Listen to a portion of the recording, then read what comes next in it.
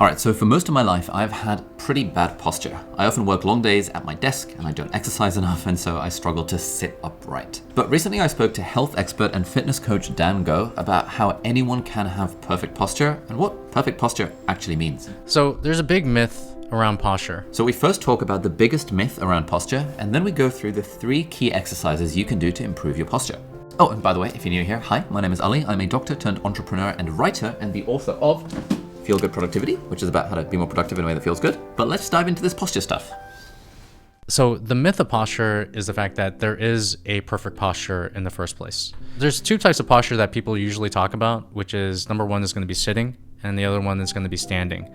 So when it comes to sitting, everyone thinks that, oh my gosh, like you have to stand with your shoulder blades back and you have to be like perfectly tight. You have to have something stuck up your butt, so you kind of like remain in that position, and the string has to be pulling your neck this way.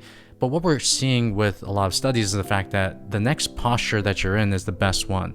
The one that you're most comfortable in is the best one. And usually what that means is, it means like switching up the way in which you're sitting every like 15 to 20 minutes. All right, so there's this quote that says, your best posture is your next posture. And this goes against a lot of what we see online in the health space and even what we're told by some doctors. So we're told to sit up straight or stand up straight and not to slouch in our seat and have like our shoulders back and our chest out.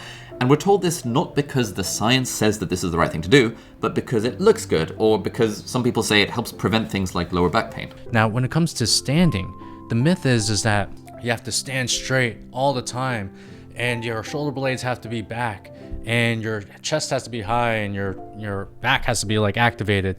When it comes to standing, what we're looking for is the aesthetic of what good posture looks like.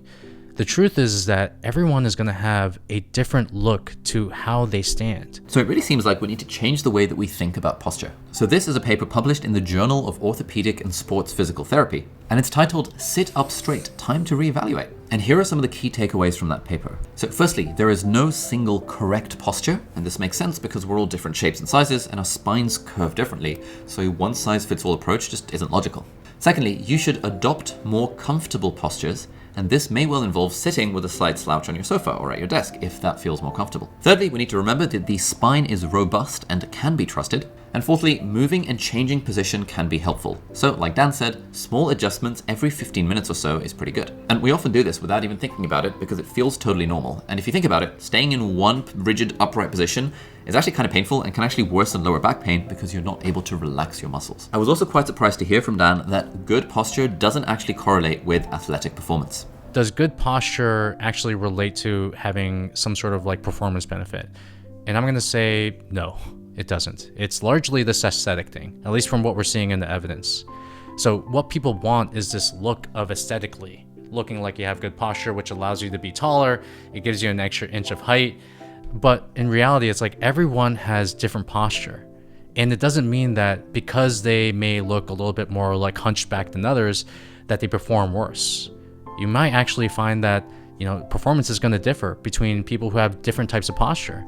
And everyone's body is different. That's the thing that we have to realize. So the key takeaway from Dan and also from these papers is that there is no such thing as the perfect posture. It is more about how you feel. But this does not mean that there aren't things that we can do to improve our posture from an aesthetic perspective. And so in the next part of this video, we're going to look at what Dan feels are the 3 best exercises that we can all do to improve our posture. Oh, by the way, if you're enjoying this video so far, then you might like to subscribe to Brilliant, who are the sponsor of today's video. Brilliant is an interactive platform where you can learn maths and programming and AI. They've got thousands of lessons and their focus is on learning by doing rather than just by consuming. I've been using Brilliant now for the last 5 years and they've been supporting the channel during that time as well. They've got a first principles approach to learning, which helps you build understanding from the ground up. And it's all crafted by an award-winning team of teachers and researchers and professionals from places like MIT and Caltech and Microsoft and Google and many more cool places. Brilliant helps you build your critical thinking skills through problem solving, not just memorizing things. So while you're building real-world knowledge on specific topics, you also become a better thinker. Their new courses on programming are particularly good. They'll help you get familiar with a language like Python so you can start building programs on day 1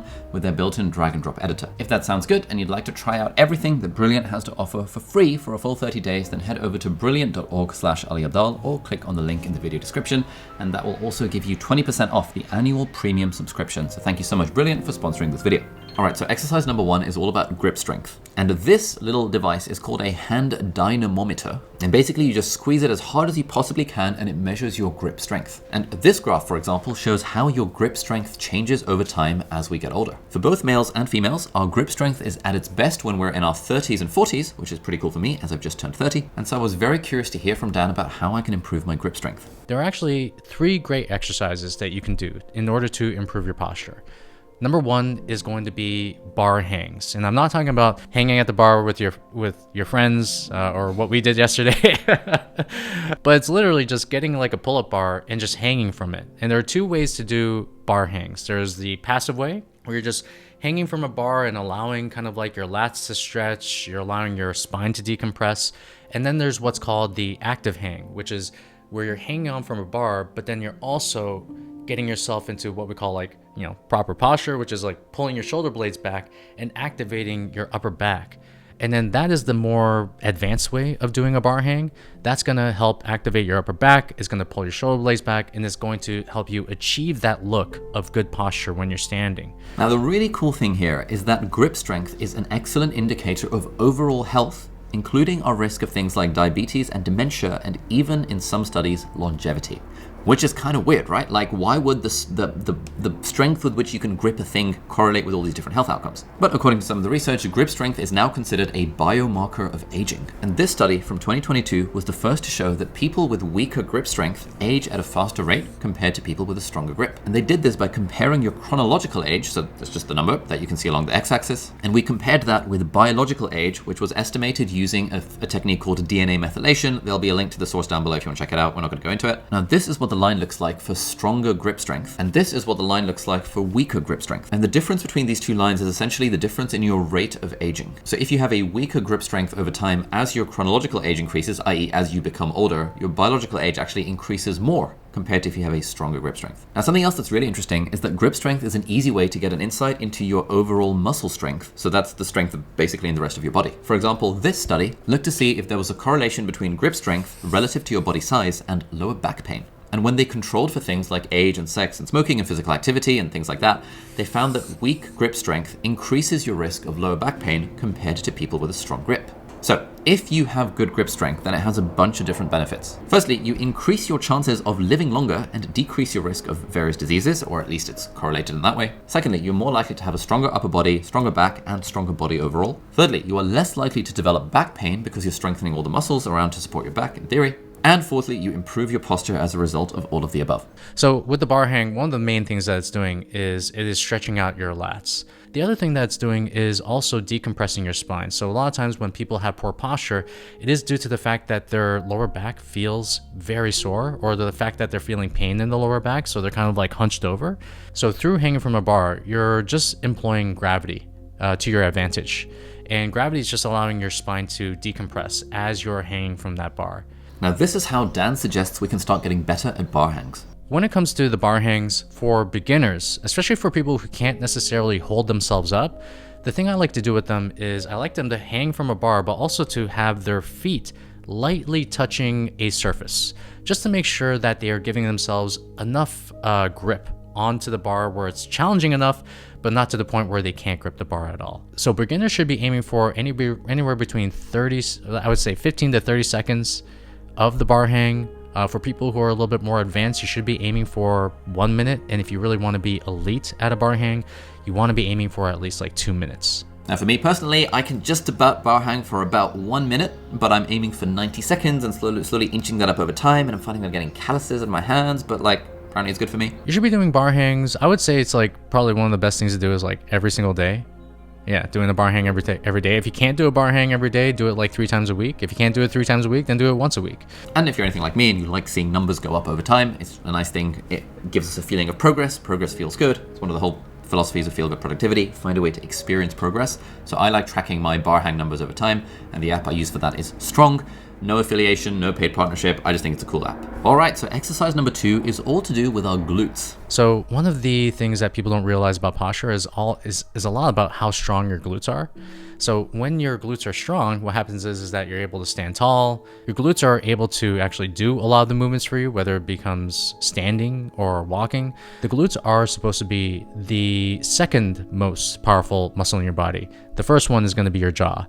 But in a lot of people, especially when they sit down for long periods of time, their glutes, they don't necessarily turn off, but they just get more weak. They atrophy over the course of sitting, over the course of modern life, where it requires us to sit for anywhere between 6 to 8 hours a day. So one of the things that we want to do is we want to activate those glutes. Now, one of the first things you can do to start working on your glutes is an exercise that doesn't need any fancy equipment at the gym, and it's something you can just do at home on the floor. If you're a complete beginner and you don't have access to a barbell, then glute bridges are going to be fantastic. I love to do this thing called glute bridge holds. And it's where you are doing a glute bridge, but you're also holding it for about anywhere between 5 to 10 seconds.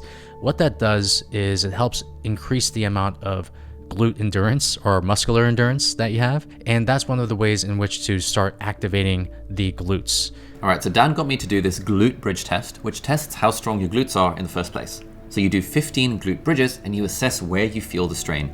Is it in your glutes or is it in your quads or your hamstrings? So if you're feeling this this exercise in anywhere but the glutes, you can actually say that your supporting muscles are doing some of the work outside of the glutes being the main muscle that you want to activate. Now, what I find is with a lot of clients when they're doing something like this, they are actually finding that the quadriceps are getting strained before the glutes do. And to me, that is a sign that their glutes are significantly weaker than their quadriceps, which is not what you want to have happen.